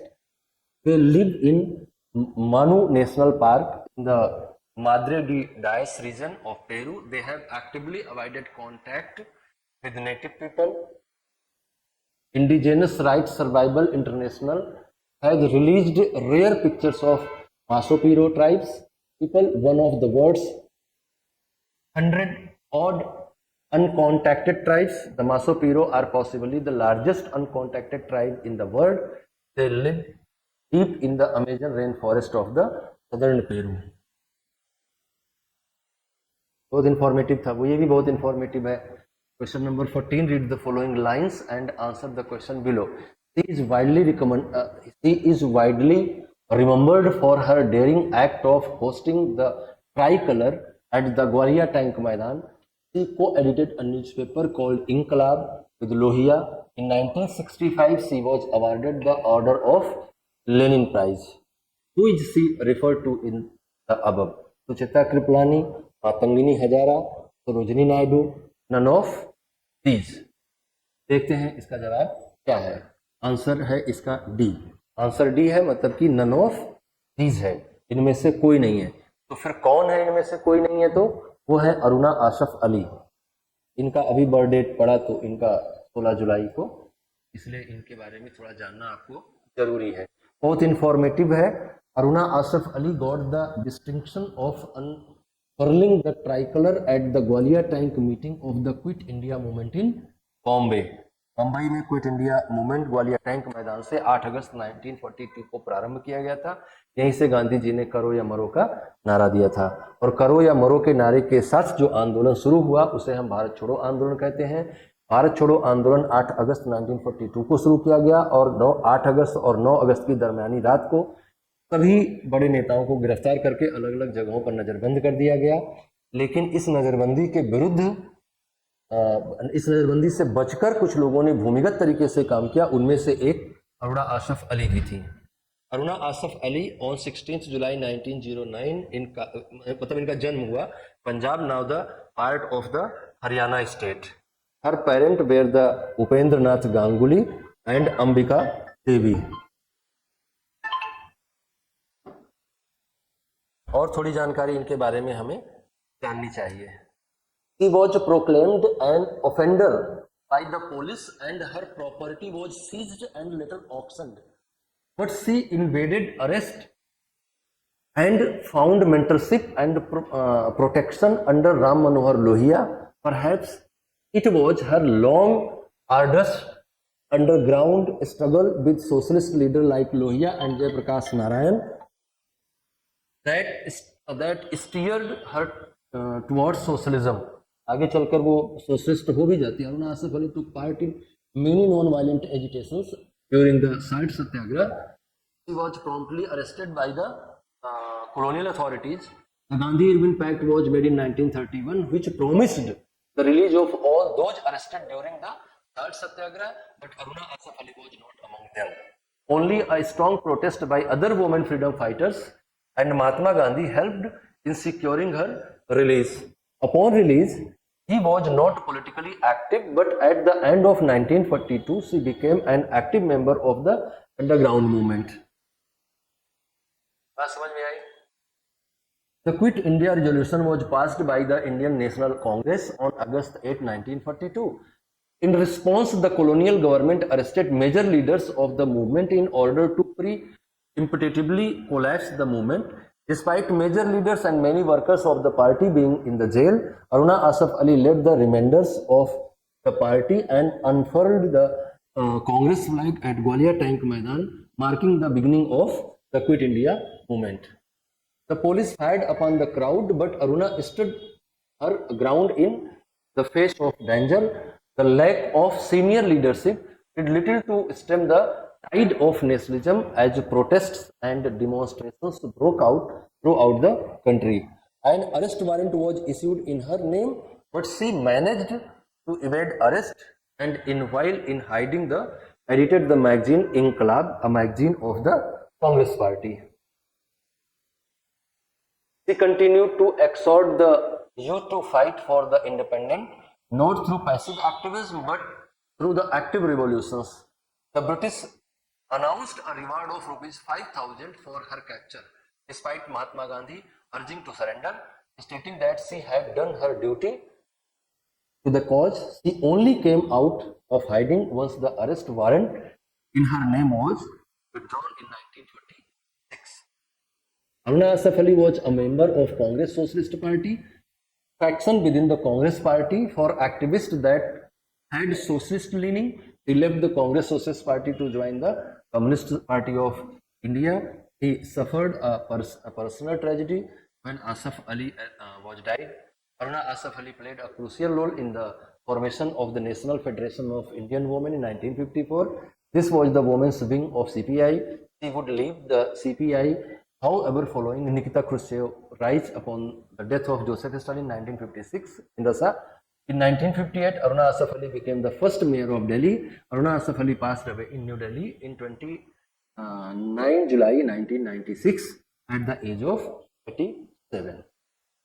For her role the Indian independence struggle, she was awarded the Padma Vibhushan in 1992 and the Bharat Ratna posthumously in 1997. In her honor, the Dr. Aruna Asif Ali सद्भावना award is conferred annually by the all India minorities front. ये था इनके बारे में कुछ जानकारी. ऐसी ही शख्सियत के बारे में अगला भी प्रश्न है. With the reference to Kadambini Ganguly consider the following statement. She was the first female medical practitioner in India. It was due to her effort that the first age of consent act passed by the British government in 1891. Which of the statement given above is or the correct? Both of statements are correct. Kadambini Bose Ganguly जिनका जन्म 18 जुलाई 1861 को हुआ और मृत्यु 3 अक्टूबर 1923 को हुई, was a medical doctor in India. She and Anandi Bai Joshi both got their degree in Western medicine in 1886. However, she was India's first practicing lady doctor as Anandi Bai died soon after. Anandi by की मृत्यु हो गई थी, जिसके कारण से इन्हें ही पहला मेडिकल प्रैक्टिशनर लेडी डॉक्टर माना जाता है इंडिया का. She was the first Indian woman to have practiced with the modern medicine degree. Ganguly was the first woman to gain admission in Calcutta Medical College in 1884. Subsequently trained in Scotland and established a successful medical practice in India. She was the first woman speaker in Indian National Congress also. Indian national Congress की किसी भी meeting में बोलने वाली पहली महिला है ये। Apart from being the first female medical practitioner in India, Kadambini Ganguly also lent for vice to the nationalist movement, and it was due to her effort that the first age of consent act was passed by the British government in 1890 when health statement 1 and 2 both are correct। तो ये आपने देखा, समझा, जाना, और 13 तारीख से 20 तारीख के बीच में जो भी महत्वपूर्ण घटनाएं, शख्सियत और कानून व्यवस्था में जो कुछ भी महत्वपूर्ण था सब हम आपके लिए ले आए। इसको आप देखिए और चैनल को लाइक, सब्सक्राइब और शेयर करिए और अपना बहुत ख्याल रखिए। आज के लिए बस इतना ही। नमस्कार।